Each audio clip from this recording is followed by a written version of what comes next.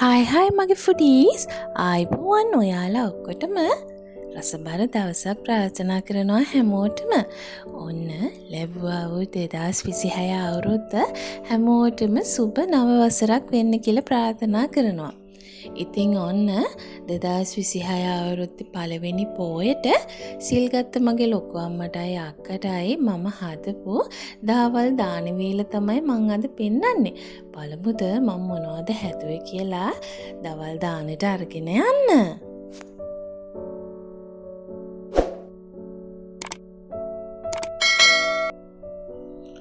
මම පුරුද්දක් විදියට මම හදාගන්න ව්‍යංජන වලට අවශ්‍ය ලුණු සුදු ලුණු ටික මුලින්ම කපා ගන්නවා. ඉතින් එහෙම කපා ගත්තම උයා ගන්න වෙලාවට අපිට ඉක්මනට උයා ගන්න පුළුවන්. ව්‍යංජන එකින් එකට වෙන වෙනම ලුණු සුදු ලුණු කප හිටියාම අපිට යන කාලය වැඩි.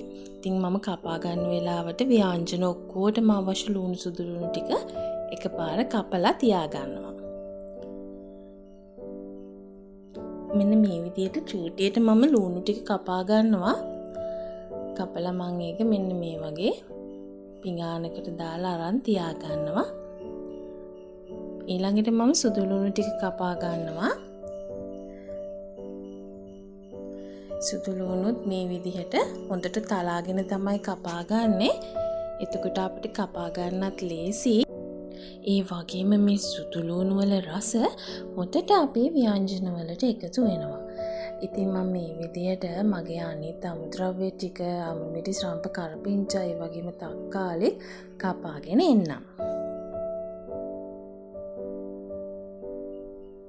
හරි මේ තියෙන්නේ අපි කපාගත්ත අපේ ව්‍යංජන වලට අවශ්‍ය වෙන අමුද්‍රව්‍ය ටික.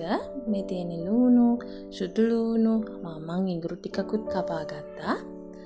අමු මිරිස්, රාම්පකාර පිංච වගේම තක්කාලිත් අපි කපාගෙන මේක අපි අරන් තියාගමු. එතකොට අපිට ටක් ගාලා උයන්න පුළුවන්. දැන් ඔන්න මම පරිප්පු ටික හොදලා ඒ දන්නයි හදන්නේ.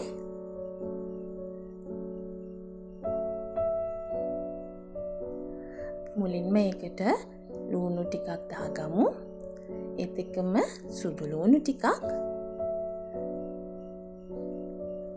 අමු මිරිස් කෑලි කීපයක් දාගමු. මං අද පරිප්පු මිරිසට හදන්නේ. මිරිසට හදලා තෙල් ටිකක් දාන්නයි හදන්නේ. රම්පේ කරපිංචත් අපි ඒකට දාගමු.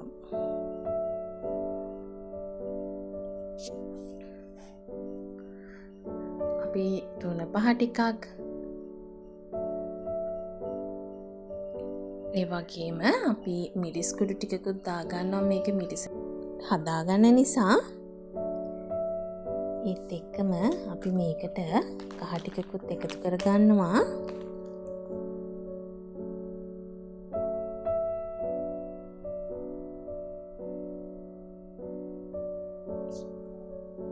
ඊට පස්සේ අපි ලුණු ටිකක් එකතු කරනවා. මෙතන අපි අපේ ව්‍යංජනයට අවශ්‍ය ලුණු සේරම දාන්නේ නැහැ.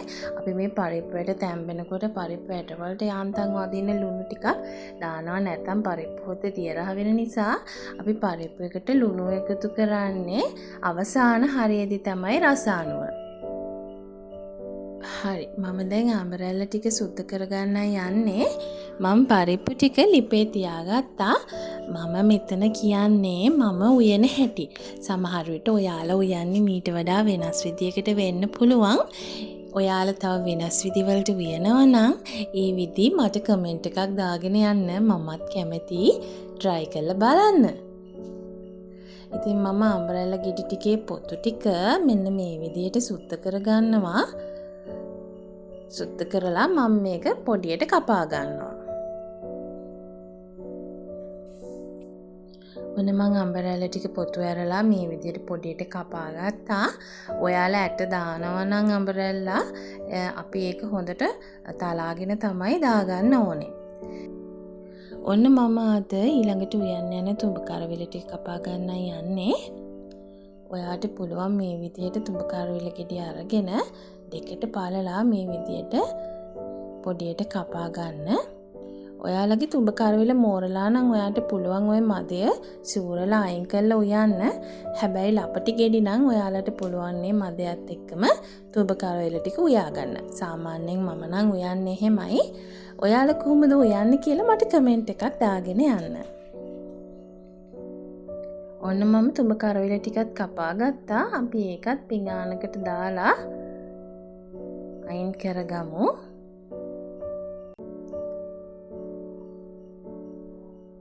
මෙන්න මේ ගානට තමයි මම තුඹ කරවිල ටික කපාගෙන තියෙන්නේ.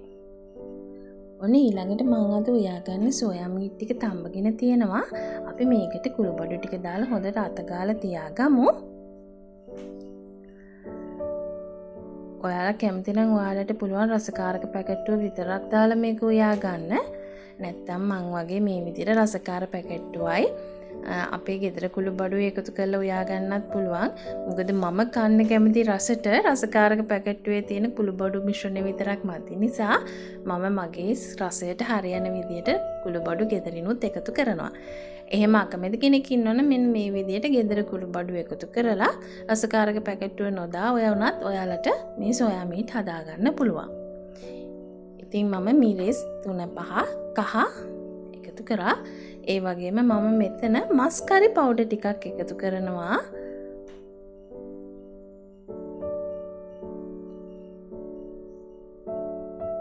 ඒත් එක්කම මම බැදපු 3-5 ටිකක් සහ අපේ කරි පවුඩර් එක මේකට එකතු කරනවා.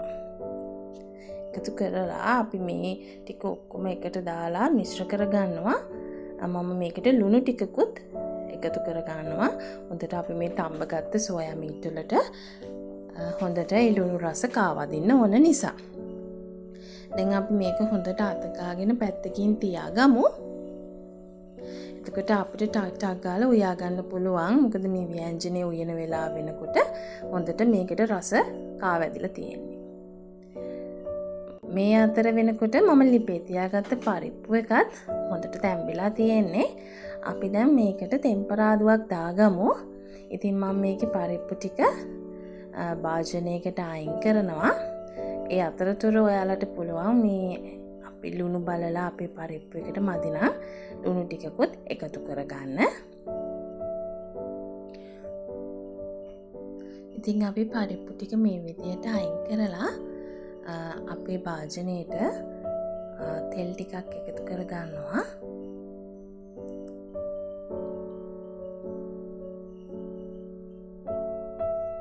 තෙල් ටික එකතු කරලා හොඳට තෙල් ටික රත් වීගෙන එද්දී අපි මේකට අබෑට ටිකක් දාගන්නවා.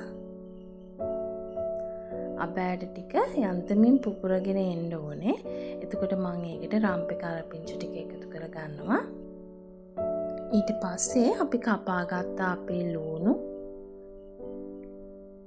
සුදු ලුණු වලින් ටිකකුත් අපි මේ ටෙම්පරාදුවට එකතු කරගන්නවා.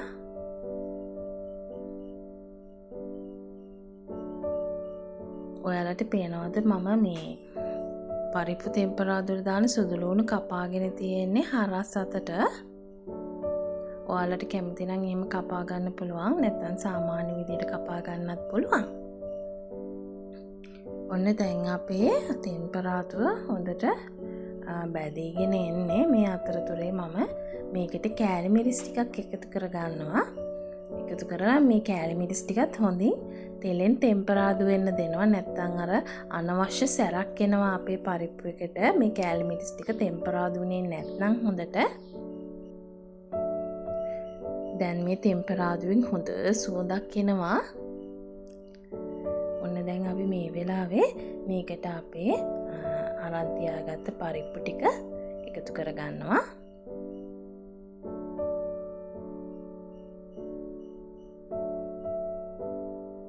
එකතු කරලා මේ විදිහට හොඳට කවලම් කරන්න ඕනේ පරිප්පු එක ටෙම්පරාදුවත් එක්ක. දැන් අපි අපේ පරිප්පු එක හොඳට නැටුවට පස්සේ ලිපෙන් බා ගන්නවා ටෙම්පරාදුවත් එක්ක.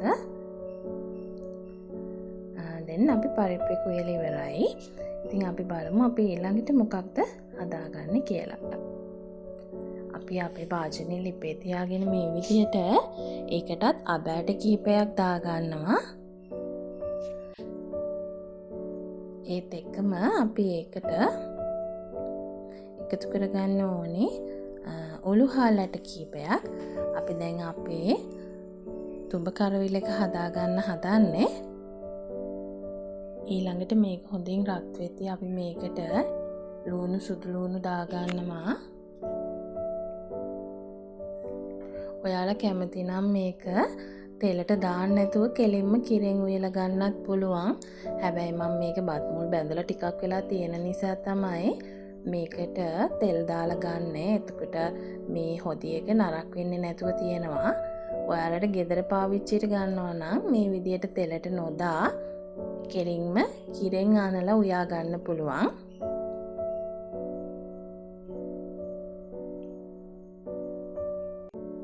මේ විදියට අපි ලුණු සුදු ලුණු ටිකක් තෙලට දාලා හොඳින් තෙලේ මැලවෙන්න දෙනවා. මේක අපි ගොඩක් බැදෙන්න දෙන්නේ නැහැ. අපිට ඕනේ මේ ලුණු සුදු ලුණු ටික හොඳට තෙලෙන් මැලවෙන්න විතරයි. මේක මේ විදියට තෙලෙන් හොඳට මැලවිගෙන එනකොට අපි මේකට එකතු කරනවා උඹල කඩ. ඔයාලට උඹල කඩ හීනියට කොටාගෙන දාගන්න පුළුවන්. මේ උඹල කඩත් මේකත් එක්ක හොඳට තෙම්පරාදු වුණාම හරිම රසක් එනවා අපේ තුඹ කරවිල වෑංජනයට. ඔගොල්ලෝ කිරට උයා ගන්නවා නම් ඒ වෙලාව ලුණු සුදු ලුණු රම්පේ කරපිංච දාලා දිය කිරෙන් උයා ගන්න වෙලාවට මේකට උළු හාලුයි උඹල කඩයි එකතු කරන්න පුළුවන්. ඊට පස්සේ අපි අපේ තුඹ කරවිල ටික මේකට දාගන්නවා. දාලා අපි මේ තෙම්පරාදු වෙච්ච ලුණුත් එක්ක හොඳට කවලම් කරගන්න ඕනේ. මේ තෙම්පරාදු වෙච්ච ලුණු සුදු ලුණු වල රස හොඳට තුඹ කරවිල එකට උරා ගන්නකම් අපි මේක කවලම් කරලා චුට්ට වෙලාවක් තියනවා. ඊට පස්සේ අපි මේකට එකතු කරගන්නවා කහ ටිකක්. ඒත් එක්කම අපි එකතු කරගන්නවා මේකට තුන පහ ටිකක්. ඊළඟට අපි මේකට මිරිස් කුඩු පොඩ්ඩක් එකතු කරනවා. ගොඩක් දාන්න එපා. මේක අපි කිරට උයා ගන්න නිසා. පුළුවන් නම් අපිට ඔයා මිරිස් කුඩු දාන්න අකමැති කෙනෙක් ඉන්නවා නම් අපිට පුළුවන් ගම්මිරිස් කුඩු ටිකක් දාන්න. ඊළඟට අපි මේකට ලුණු ටිකක් දාගන්නවා. දාලා අපි මේක හොඳට කවලම් කරනවා.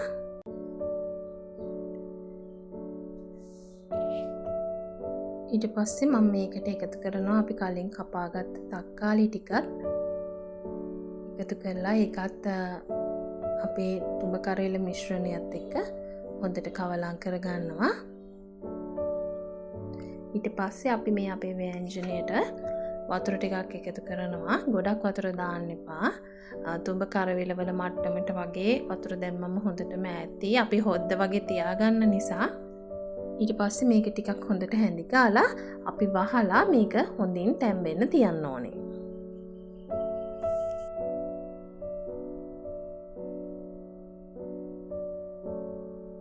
ඊළඟට අපි අපේ අඹරැල්ල ව්‍යංජනය ලිපේ තියාගන්න හදන්නේ. අපි ඒකත් පොඩක් තෙම්පරාදු කරලා ගන්නේ. අපි තෙල් ටිකක් ලිපේ තියාගන්නවා. අපි ඒකටත් අබ ලුණු සුදු ලුණු ඒ වගේම අපි ඒකට ඉඟුරු ටිකක් දාගන්නවා. ඒ වගේම අමු මිරිස් රම්පේ කරපිංච දාලා හොඳට ඒකත් තෙම්පරාදු කරගන්නවා තෙලෙන්. ඒකත් හොඳට තෙම්පරාදු වීගෙන එනකොට අපි ඒකටත් අමු මිරිස් කුඩු ඒ වගේම අමු 3-5 එකතු කරගන්නවා. ඊට පස්සේ අපි මේ දෙක අර ලුණු ටිකත් එක්ක හොඳට කවලම් කරගන්නවා. ඒ ටිකත් හොඳට පොඩ්ඩක් තෙලෙන් තැම්බෙන්න අපේ මිරිස් 3-5 ටික. මම හැමතිස්සෙම කියනා වගේ මේ මම ඔයාලට පෙන්නන්නේ මම මේ ව්‍යංජන හදාගන්න විදිය. සමහර විට ඔයාලා මීට වඩා වෙනස් විදියකට හදනවා ඇති. ඊට පස්සේ මම මේකට එකතු කරගන්නවා බැදපු මිරිස් කුඩු ටිකකුත්. මේකටත් මම මස් කරි පවුඩර් ටිකක් එකතු කරගන්නවා. ආයෙත් අපි ඒකට බැදපු 3-5 කුඩු ටිකකුත් එකතු කරගන්නවා. ඊට පස්සේ අපි මේ ටික ඔක්කොම මේ වගේ කවලම් කරලා ඒකට අපි ලුණු ටිකකුත් එකතු කරගන්නවා. ඊට පස්සේ අපි අර කපාගත්ත අඹ රැල්ල ටික අපි අපේ මිරිස් 3-5 මිශ්‍රණයට එකතු කරගෙන හොඳට කවලම් කරගන්නවා.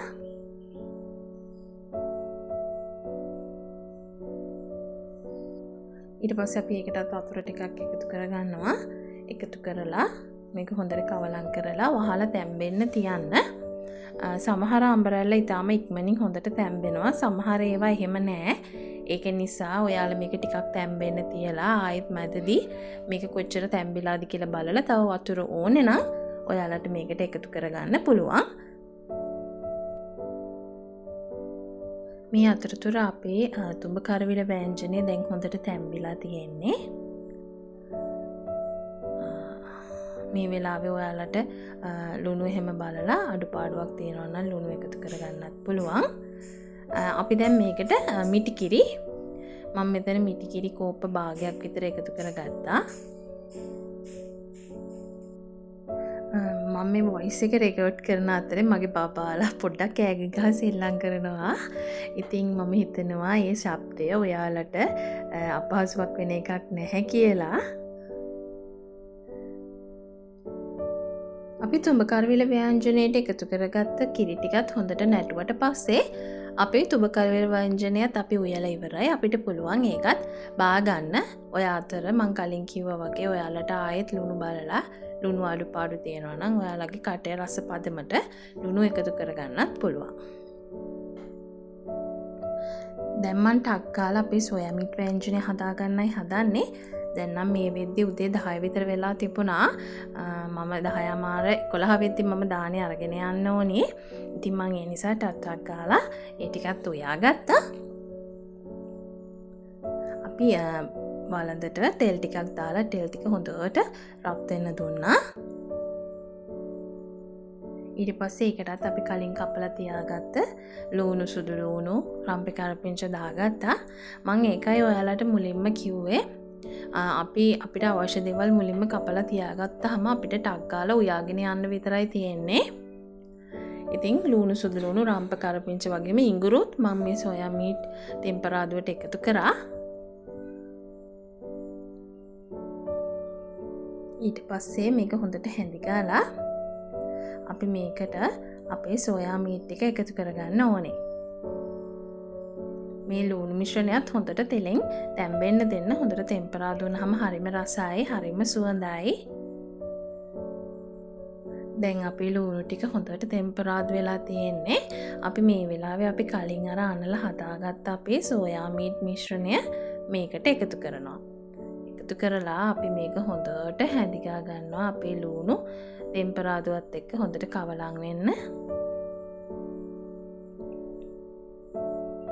ඊට පස්සේ අපි අර සොයා මීට් ටික අනලා තිබුණු භාජනයේටම වතුර ටිකක් දාලා ඒකේ ඉතිරි වෙලා තිබ්බ තුන පහ ටිකත් එක්කම ඒ වතුර ටික අපේ සොයා මීට් එකට දාගන්නවා. ගොඩක් වතුර දාන්න එපා. මොකද අපි මේක ටිකක් වේලෙන්න වගේ වියාගන්න නිසා.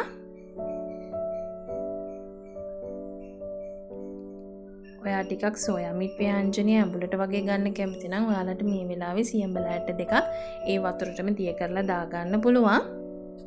දැන් අපේ සොයා මීට් ව්‍යංජනය හරි මේක ලිපෙන් බාගත්තාම මේ පේන වතුර ගතිය හිඳිලා යනවා.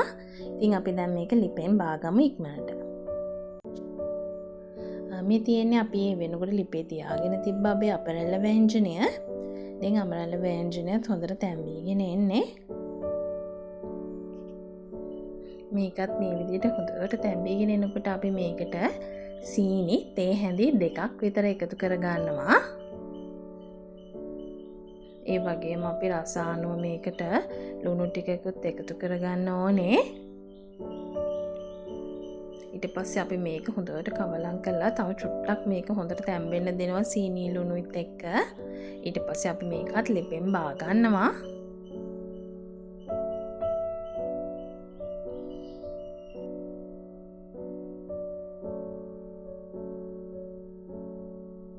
දැන් අපි අපේ මුකුණු වෙන කහපොල් මැල්ලුම හදාගන්න හදන්නේ. අපි කපාගත්ත මුකුණු වෙන ටික අපේ මැටි භාජනයට දාලා පොඩ්ඩක් වෙලා මුලින් ලිපේ තියාගන්නවා කොළ ටික යාන්තමින් මැලවෙන්න. විනාඩි 5ක් විතර ගියාම අපි භාජනය අරිනවා. අරිනකොට දැන් අපි මුලින්ම කොළ ටික දානකොට තිබ්බ ප්‍රමාණයට වඩා කොළ අඩු වෙලා වගේ නේද? ඒ කියන්නේ කොළ ටිකක් මැල වෙලා තියෙන්නේ. අපි මේ වෙලාවේ මේකට අපේ හදාගත්ත කහපොල් මිශ්‍රණය දාගන්නවා.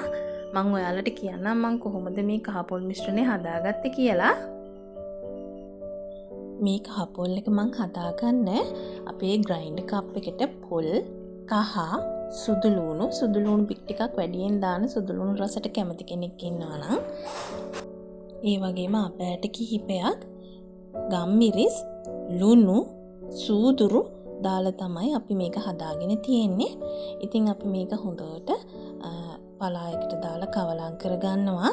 මේ පොල් ටික අපි ග්‍රයින්ඩ් කරලා තියෙන නිසා පොඩ්ඩක් එකතු වෙන්න බලනවා කැටි කැටි වගේ. ඉතින් අපි ඒ නිසා හොඳට පලා ටිකට මේක කවලම් කරගන්න ඕනේ.